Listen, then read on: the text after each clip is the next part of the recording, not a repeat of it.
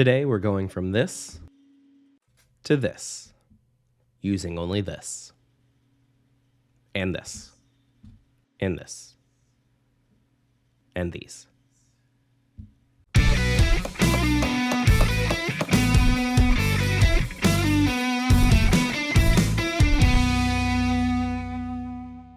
I spent several days researching which cabinets I want while I process the guilt of not building my own like a real man would.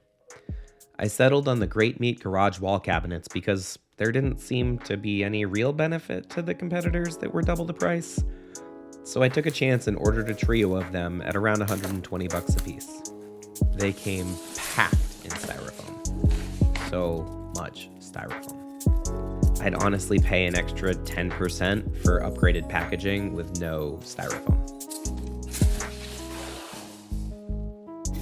The metal panels were pretty flimsy out of the box, enough that I was concerned, but once assembled, the boxes are plenty rigid.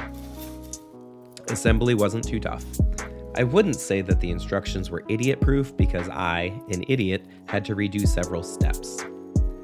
The first one took about 40 minutes to build, then 20 a piece after I figured it out. It's mostly just bolts and wing nuts and paying attention to the panel orientation.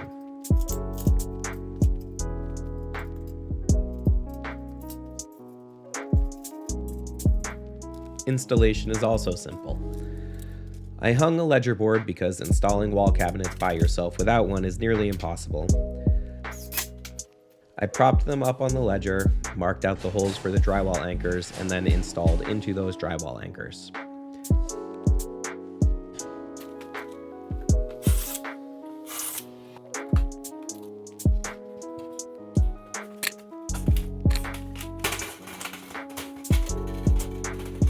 Where I needed them on the walls didn't hit any studs, unfortunately, so we'll find out just how much weight those mollies can take.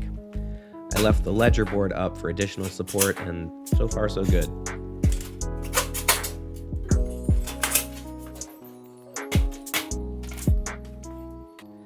They lock, though I have no need for it, so I just keep the keys under here. The middle shelf is adjustable, which I set to the middle height and probably won't ever change. I loaded them up with tools, finish, and adhesives, and they showed no hint of complaining about it.